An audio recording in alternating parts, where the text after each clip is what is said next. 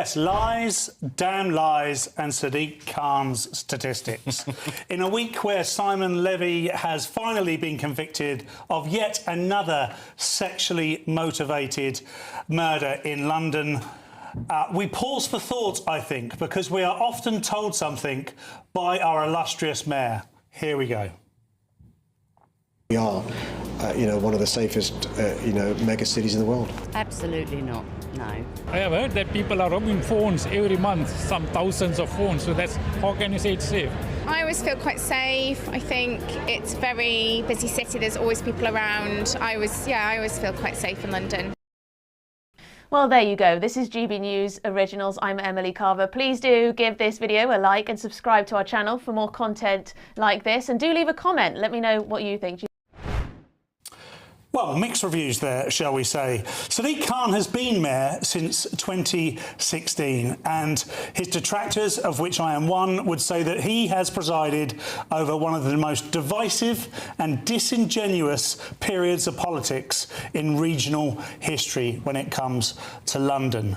We are told, as he said then, that London is one of the safest major cities in the world. First things first, I don't want London to be compared with the worst or most stabby place across the globe. I want London to stand alone as a safe place, a brothers keepers town where we all keep an eye out for one another. We know who the baddies are, we know who the goodies are, and the police get on with their job. Now, he will point to year-on-year statistics, because year-on-year, sometimes the statistics are in his favour. If you take 2025 versus 2026, it has dropped down. But if you take 2016 versus 2026, knife crime is up by 40%. That is enormous, and that's just knife crime. And statistics don't tell us one thing. They don't tell us how people feel. Statistics don't prevent you from not being able to get your phone out, not being able to put your bike somewhere without a lock, not allowing your wife or girlfriend or daughter or auntie to walk home alone at night. So I ask, why aren't we demanding better from the Mayor of London? Why are we arguing over carefully selected statistics instead of demanding a capital where everyone actually feels safe? It's a good question, Paul. And Pablo, Paul did say he doesn't want London to be compared to the worst, stabbiest cities in the world. I agree with him, but you don't need to compare London to the worst, stabbiest cities. According to most of the safety indices, it ranks low to middle when it comes to global safety, below a lot of other European cities. For him to somehow say that this is a safe city is gaslighting, surely. No, I think actually two things can be true at once. I think it can be true that London is like lots of cities, a busy place with lots of people where lots of things go wrong. It is also a great city where lots of things are going right. And it can be true that there are issues like this, but murders are down, violent incidents are down. It isn't true to say that on all the statistics that crime and violence is getting worse in London. But it is a big city where things are going to get wrong. And I think that, the Metropolitan Police, they've acknowledged their failings and, they've got to be held accountable for that. I think to say that this is gaslighting, I think is unfair. Can I pick up on the murder statistic? Because it is the one that Sadiq always grabs at to say, well, look, everything is rosy. And I'd be very worried in a Western city if murder rates aren't continuously going down as you become more advanced and technology improves. But the fact is that knife crime has gone up since he started, sexual assaults have gone up, theft has gone up, or shoplifting has gone up. These are the key things that people worry about in the day-to-day, and they're the things that are getting worse. Well, actually, I don't know that is the truth. The statistics that I saw that those were going down in the last year, despite population going up. Well, I'm looking at Statista, which sounds statistically accurate if you got the name. Well, the statistics that I saw reported were slightly different. But listen, I think the principle is we all obviously want a safe capital city. It is a big city. There are always going to be problems. I don't think that we should be labelling, we should be taking one incident like this and spreading it across the city. I just don't think that's a fair thing to do, even for the Metropolitan It's amazing. The left always talk about lived experience. experience, but what about people's lived experience of being in London? I know Touché. so many. I mean, women certainly don't feel as safe as they did 10 years ago. When I was recently in Budapest, I felt so much safer walking around the streets of Budapest at night than walking around the streets of London. I would be very nervous walking around at like 1 a.m. by myself if I didn't have a man with me. People don't wear their jewellery or their watches anymore. People are having their phones snatched out of their hands. I see it all the time. I saw someone getting mugged for a steak a couple of years ago outside of a co-op in North London, a very nice part of North London.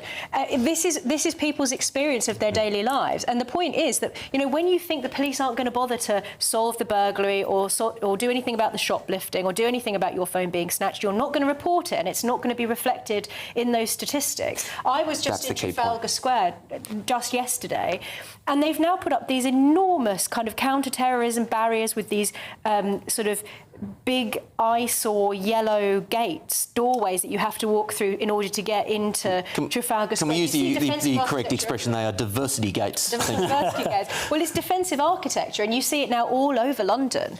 So Sadiq Khan is telling us without telling us where the problem lies. Sadiq Khan's favourite line is diversity is our strength. What he never tells us is diversity from what? What are we diversifying away from? Well, we are clearly diversifying away from an incumbent native culture that no longer exists.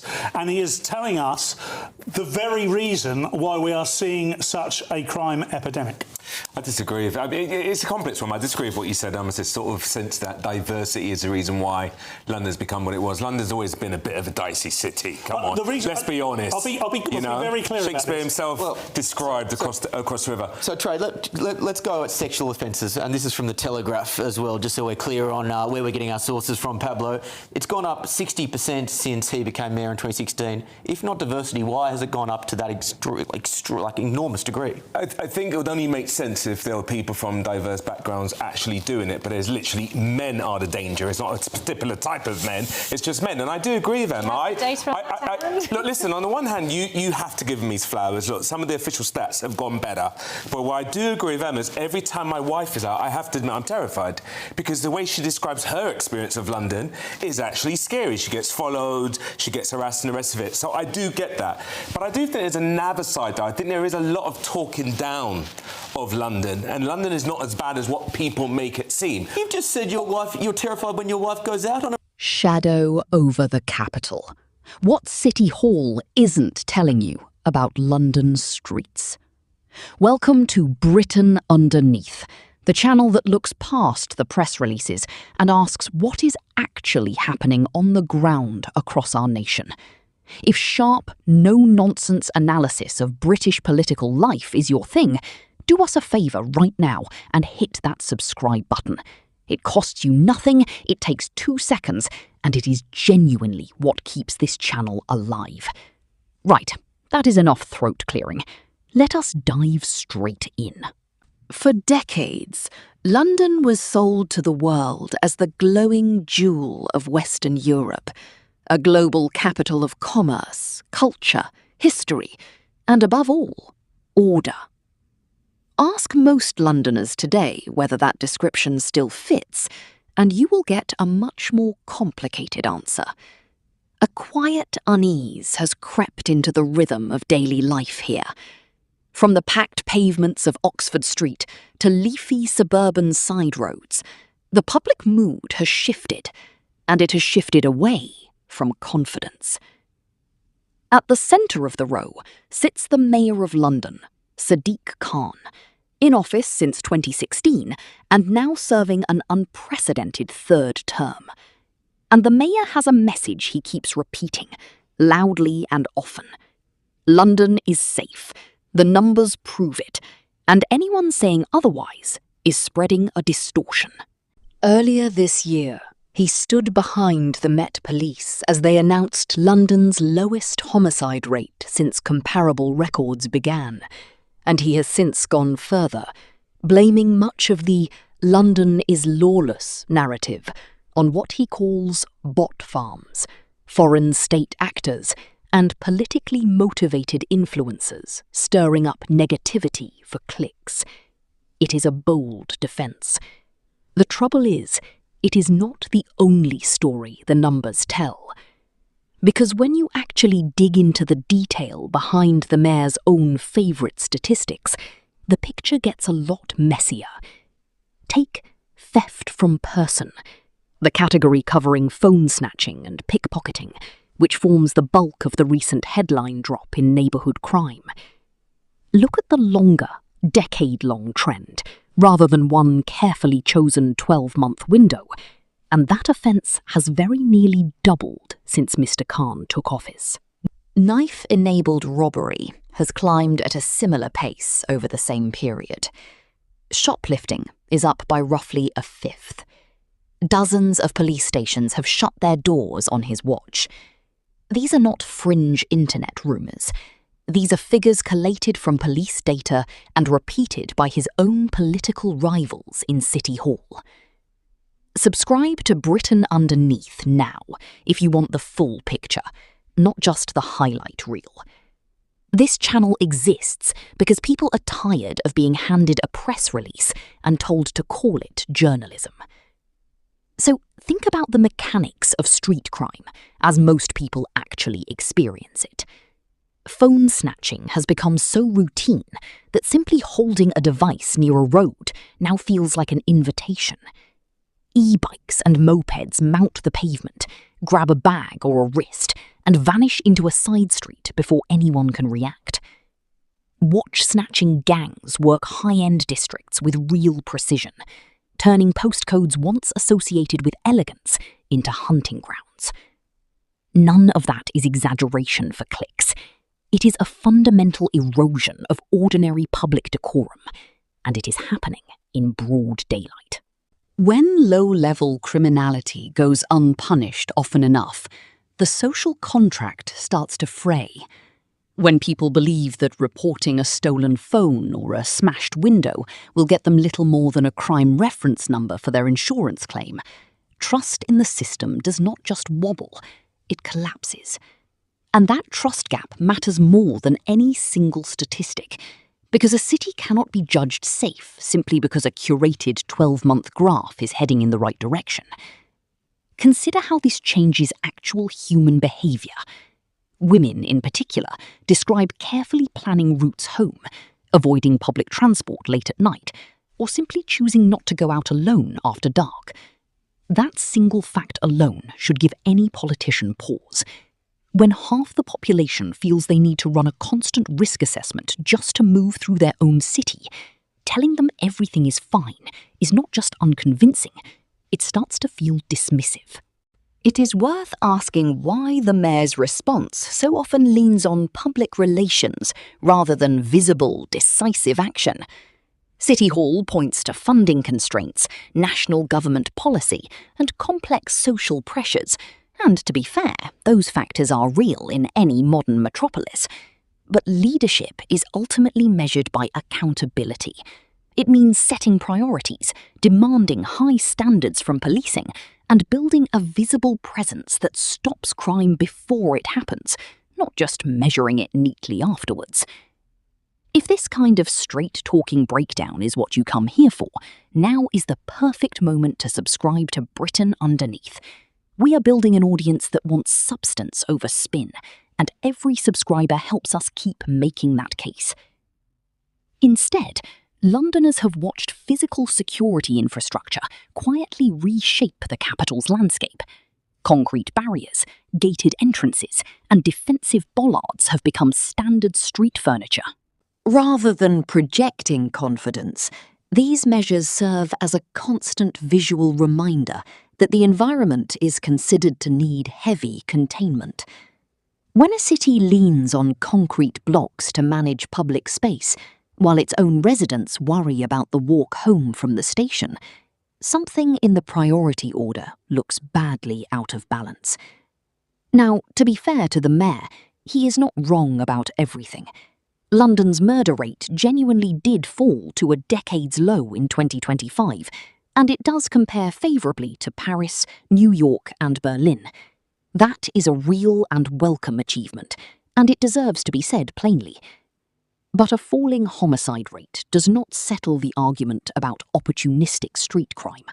and quietly leaning on one improving statistic, while the more everyday, more common offences drift upward, is exactly the kind of selective storytelling that erodes public patience. A great capital city needs more than glossy commerce and historic architecture. It needs a baseline of public confidence. It needs small business owners who are not quietly budgeting for shoplifting losses as a routine cost of doing business. It needs commuters who do not feel the need to keep their heads down and avoid eye contact just to get through a train carriage without incident. When basic standards of public order slip, the character of a city suffers with them, no matter what the murder statistics say. When these concerns get raised, the political defence often falls back on comparing London to far more volatile cities elsewhere in the world.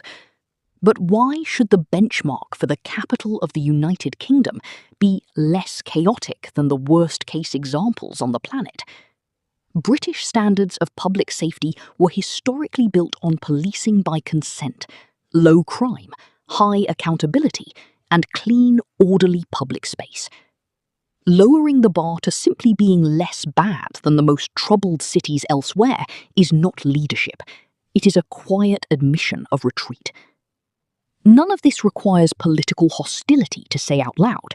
It requires an insistence on truth and on higher standards. It requires holding elected leaders accountable for the tangible, lived condition of our streets, not just the version that fits neatly into a press release. London remains a genuinely remarkable city, rich in history and potential. But that strength depends entirely on the confidence and safety of the people who actually live there. Thank you for spending this time with Britain Underneath. Take a breath, stay informed, and remember that asking sharper questions is always the first step toward real accountability. If you want to keep following stories like this one, subscribe to the channel right now. It genuinely helps us keep going. And make sure you come back, because there is always another layer underneath the surface, and we are just getting started.